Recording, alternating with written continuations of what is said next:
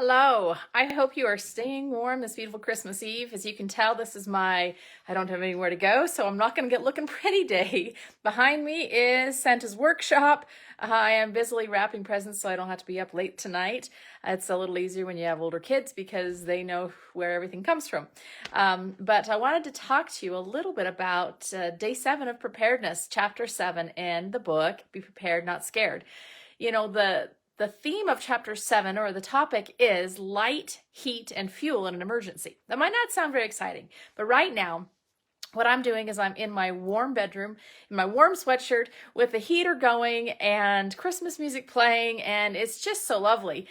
And if there were an emergency, some of those things that I'm enjoying right now that are making life livable right now are things we would want to continue, things like heat and light to see by. So it's really important that we think about those things ahead of time. What could we store and prepare for so that we can continue to stay warm and stay sheltered and be protected during an emergency, but also to have light? It's amazing how much just light makes a difference in your mood, in the amount of things that you can get done, and just how you feel about life in general. So these are things that you need to store. We're beyond the point of food, water, and shelter. Those are the 3 really essentials. Now, as we're going through the book, chapter 7 is talking about some of the other things you're going to need to make that survival situation more doable. So light, heat, and fuel. Really important to find these things, to store them so you can be prepared.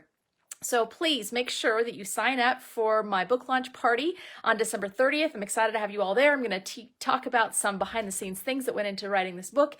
And also, I'm going to really encourage you to buy the book before then. I just saw that we already have quite a few people that have already purchased the book. They're going to be ready for the book launch, and they're also going to be ready to hit the ground running in January. So make sure you're one of those as well. And maybe it can even be on your Christmas list. Like I said, hopefully you're like me, Santa's workshop, getting some last things done, and Merry Christmas to everyone. Good night.